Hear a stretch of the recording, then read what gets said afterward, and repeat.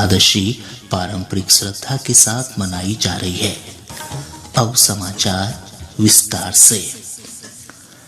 केंद्र सरकार ने उच्चतर शिक्षा संस्थानों के मूल्यांकन और मान्यता देने की प्रक्रिया को मजबूत बनाने के लिए एक समिति का गठन किया है। समिति को राष्ट्रीय शिक्षा नीति 2020 में वर्णित राष्ट्रीय प्रत्यायन परिषद की रूपरेखा तैयार करने का काम सौंपा गया है। शिक्षा मंत्रालय ने बताया कि डॉक्टर के राधाकृष्णन समिति के अध्यक्ष होंगे। वे आईआईटी कानपुर के संचालक मंडल और आईआईटी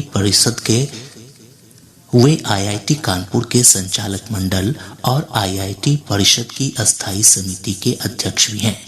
विश्व में भारत की शिक्षा प्रणाली सबसे बड़ी और विविध है।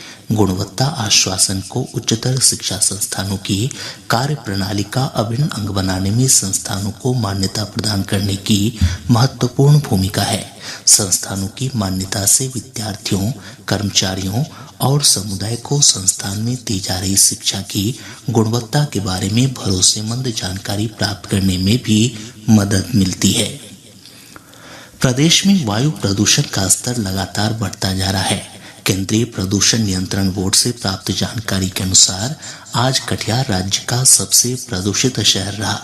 यहाँ वायु गुणवत्ता सूचकांक यानी AQI 402 रहा, जो खतरनाक स्थिति मानी जाती है। इसके अलावा बेगूसराय में AQI 305, दरभंगा में 312, मोतिहारी में 373, पूर्णिया में 321 और सिवान में 312 दर्ज किया गया। इसके अलावा पटना के विभिन्न इलाकों में वायु गुणवत्ता सूचकांक 200 से ऊपर रिकॉर्ड किया गया। मद्य निषेध उत्पाद और निबंधन विभाग ने शराबियों की पहचान के लिए नई व्यवस्था की शुरुआत की है। शराबियों की पहचान अब आधार संख्या से की जाएगी। आधार संख्या से शराबियों का डेटाबेस बनाने से पुलिस को यह जानने में सुविधा होगी कि शराबी इससे पूर्व और कितनी बार पकड़ाया जा चुका है। विभाग के उपायुक्त कृष्ण कुमार ने बताया कि जल्द ही शराबियों के आधार सत्यापन का काम शुरू हो जाएगा। गौरतलब है कि अप्रैल में शराबबंदी संशोधन कानून लागू होने के बाद पहली बार शराब पीने वालों को 2 से 5,000 रुपए जुर्माना देकर छोड़ने का प्रावधान किया गया है। दूसरी बार शराब पीकर पकड़े गए लोगों को 1 साल की सजा देने का प्रावधान है।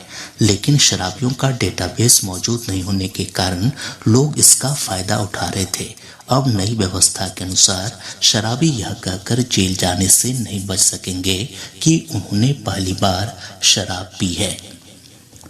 स्टेट बैंक ऑफ इंडिया ने पेंशन सेवा पोर्टल की शुरुआत की है। इसके माध्यम से अब पेंशन भोगी घर बैठे ही वीडियो के माध्यम से बैंक में लाइफ सर्टिफिकेट की प्रक्रिया पूरी कर सकेंगे। इसके लिए पेंशन धारक को बैंक की वेबसाइट पर जाना होगा और SBI पेंशन खाता संख्या डालनी होगी। इसके बाद अन्य प्रक्रिया पूरी करने के बाद लाइफ सर्टिफिकेट जमा करना संभव हो सकेगा। मोकामा और गोपालगंज विधानसभा उपचुनाव के लिए मतगणना 6 नवंबर को होगी। इन दोनों सीटों पर कल हुए मतदान में कुल 52.38% वोटरों ने अपने मताधिकार का इस्तेमाल किया था। मोकामा में 53.45% और गोपालगंज में 51.48% मतदान हुआ था। दोनों सीटों पर 4 महिलाओं समेत 15 उम्मीदवारों के राजनीतिक भाग्य का फैसला होना है। मोकामा सीट राजद विधायक अनंत सिंह को आर्म्स एक्ट मामले में दोषी ठहराए जाने के बाद खाली हुई थी, जबकि गोपालगंज में भाजपा विधायक सुभाष सिंह की मृत्यु के बाद उपचुनाव कराया गया।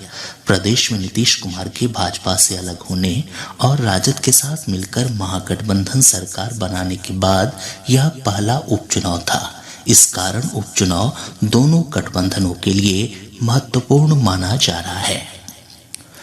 पंचायती राज मंत्री मुरारी गौतम ने कहा कि जिला परिषद की जमीन पर शॉपिंग मॉल, दुकान और सामुदायिक भवन का निर्माण होगा। श्री गौतम ने कहा कि इससे जहां लोगों को सुविधा होगी, वहीं विभाग का भी राजस्व बढ़ेगा। गर्भाशय घोटाला मामले में शेखपुरा जिले की 34 पीड़िताओं के बीच 84 लाख रुपए की राशि वितरित की जाएगी। जिलाधिकारी सावन कुमार ने बताया कि यह राशि सिविल सर्जन को उपलब्ध करा दी गई है। गौरतलब है कि राष्ट्रीय स्वास्थ्य बीमा योजना के तहत निबंधित अस्पतालों ने वैसी महिलाओं का गर्भाशय निकाल दिया था जिन्हें इसकी जरूरत नहीं थी। पटना उच्च न्यायालय के आदेश पर पीड़िताओं को मुआवजे की राशि दी जा रही है। प्रादेशिक समाचार आप आकाशवाणी पटना से सुन रहे हैं। प्रदेश में आज देवोत्थान एकादशी पारंपरिक श्रद्धा के साथ मनाई जा रही है। इस अवसर पर श्रद्धालुओं ने गंगा समेत विभिन्न नदियों में पवित्र स्नान कर पूजा अर्चना की। आज के दिन तुलसी के पौधे तथा गन्ने और शकरकंद जैसे कृषि उत्पादों की पूजा अर्चना का विशेष महत्व है। यह दिन हरि प्रबोधिनी एकादशी के रूप में भी जाना जाता है। आज से ही शादी विवाह जैसे मांगलिक कार्य भी शुरू हो गए हैं।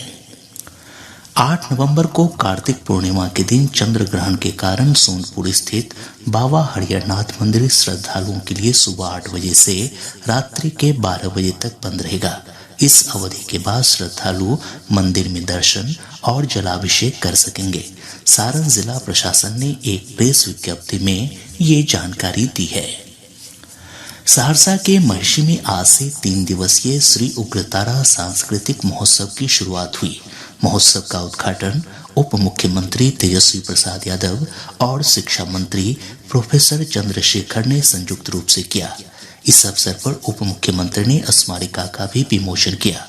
उन्होंने कहा कि महिषी को एक आध्यात्मिक, सांस्कृतिक और पर्यटक स्थल के रूप में विकसित करने के लिए सरकार हर संभव प्रयास करेगी। इस महोत्सव में देश के जाने माने कलाकार अपनी प्रस्तुति देंगे। सिख धर्म के संस्थापक गुरु नानक देव जी महाराज का 554वां प्रकाशोत्सव राजगीर के गुरु नानक शीतल कुंड गुरुद्वारा में आयोजित किया जा रहा है।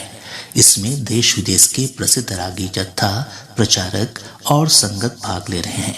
श्रद्धालुओं की सुविधा के लिए बिहार राज्य पथ परिवहन निगम पटना से राजगीर के बीच 30 विशेष बसों का परिचालन कर रहा है। श्रद्धालुओं के लिए बसों का परिचालन निःशुल्क किया जा रहा है। प्रदेश के अधिकांश हिस्सों में मौसम शुष्क बना हुआ है। मौसम विज्ञान केंद्र पटना के वैज्ञानिक अमित सिन्हा ने बताया कि राज्य में अभी पूर्वा हवा का प्रवाह बना हुआ है। इसके चलते अगले 5 दिनों तक दिन और रात के तापमान में कोई खास परिवर्तन नहीं होगा। आज के प्राप्त संख्यात्मक मॉडल एवं अन्य मौसमीय विश्लेषण के आधार पर ज्ञात होता है कि प्रदेश भर में सतह से 1.5 किलोमीटर ऊपर तक पूर्वइया हवा का प्रवाह देखा जा रहा है, जिनकी गति लगभग 4 से 5 किलोमीटर प्रति घंटे की है। अगले 5 दिनों के दौरान प्रदेश का मौसम शुष्क एवं आसमान मुख्यतः साफ रहने की संभावना है। दिन एवं रात के तापमान में कोई बड़ी बदलाव की संभावना नहीं है। पूर्व सांसद आनंद मोहन 15 दिनों के पैरोल पर जेल से बाहर आ गए हैं। उन्हें अपनी बेटी की सगाई में शामिल होने के लिए पैरोल मिला है। आनंद मोहन मुजफ्फरपुर के तत्कालीन जिलाधिकारी जी कृष्णैया की हत्या के मामले में उम्र कैद की सजा काट रहे हैं। 30वीं राज्य स्तरीय राष्ट्रीय बाल विज्ञान कांग्रेस बेगूसराय में आज से शुरू हुआ। NCSTC नेटवर्क के अध्यक्ष डॉक्टर टीवी चक्रवर्ती ने विज्ञान कांग्रेस का विधिवत उद्घाटन किया। कार्यक्रम में बाल वैज्ञानिकों ने स्वास्थ्य और कल्याण के लिए पारितंत्र को समझना विषय पर अपने प्रोजेक्ट तैयार किए हैं। इस अवसर पर स्मारिका और विज्ञान समाचार पत्रिका का भी विमोचन किया गया। केंद्र सरकार ने सोशल मीडिया पर चल रहे उस दावे का खंडन किया है जिसमें कहा जा रहा है कि एक फॉर्म भरने के बाद प्रधानमंत्री जन कल्याण विभाग द्वारा लोगों को 5,000 रुपए की आर्थिक सहायता दी जा रही है। पीआईबी ने एक ट्वीट में कहा है कि केंद्र सरकार के अधीन ऐसा कोई विभाग नहीं है और न ही ऐसी कोई योजना ही चलाई जा रही है। पीआईबी ने लोगों को ऐसे भ्रामक संदेशों से बचने की सलाह दी है। सुपौल जिले के भीमनगर चौकी क्षेत्र से पुलिस ने वाहन जांच के दौरान 2 तस्करों को मादक पदार्थ ब्राउन शुगर के साथ गिरफ्तार किया है। दोनों के पास से लगभग 180 ग्राम ब्राउन शुगर बरामद किया गया। नालंदा जिले के सिलौर थाना क्षेत्र के नहरपुर के पास 2 वाहनों के बीच हुई टक्कर में 2 लोगों की मौत हो गई जबकि 12 अन्य घायल हो गए। वहीं मधुबनी जिले के अररिया संग्राम चौकी क्षेत्र अंतर्गत चिरकुट्टा गांव के पास एक ट्रैक्टर की चपेट में आने से एक बच्चे की मौत हो गई, जबकि 5 अन्य गंभीर रूप से घायल हो गए। जहानाबाद जिले के इमलिया गांव स्थित एक मंदिर से अपराधियों ने राम जानकी और लक्ष्मण की अष्टधातु मूर्ति चुरा ली। चोरी गई मूर्तियों का बाजार मूल्य लाखों रुपए बताया जाता है। कैमूर जिले के सोहनन से पुलिस ने चोरी के ऑटो रिक्शा के साथ 4 अपराधियों को गिरफ्तार किया है। जमुई जिले के नगर थाना क्षेत्र अंतर्गत मजवे नदी घाट पर बालू के अवैध खनन को रोकने पहुंची पुलिस टीम पर बालू माफिया ने हमला कर दिया। इसमें 6 से अधिक पुलिसकर्मी घायल हो गए। इस मामले में 4 आरोपियों को गिरफ्तार किया गया है। खगड़िया जिले के परवत्ता प्राथमिक स्वास्थ्य केंद्र के प्रभारी डॉक्टर राजीव रंजन को पुलिस ने शराब पीने के आरोप में गिरफ्तार किया है। नवादा पुलिस ने कुख्यात अपराधी अजीत चौधरी को उत्तर प्रदेश के बस्ती से गिरफ्तार कर लिया है। उस पर जिले के गोविंदगंज थाना में कई आपराधिक मामले दर्ज हैं। बेगूसराय पुलिस ने हत्या के आरोप में 4 अपराधियों को हथियारों के साथ गिरफ्तार किया है।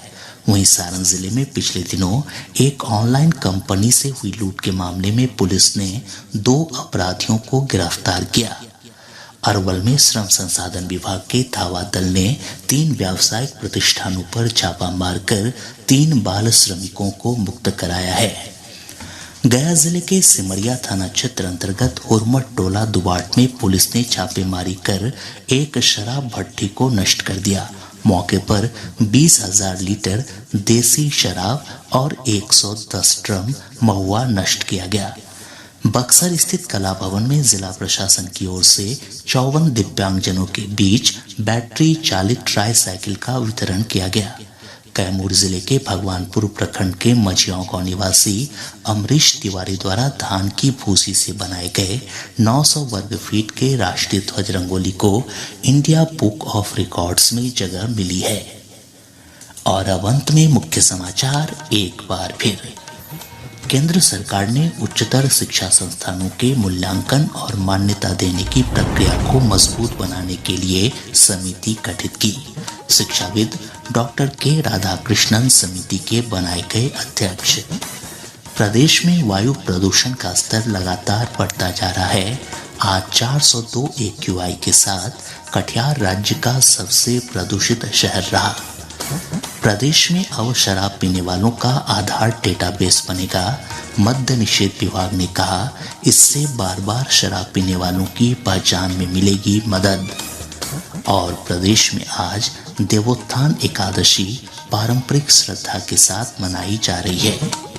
इसके साथ ही आकाशवाणी पटना से प्रसारित प्रादेशिक समाचार का ये अंक समाप्त हुआ।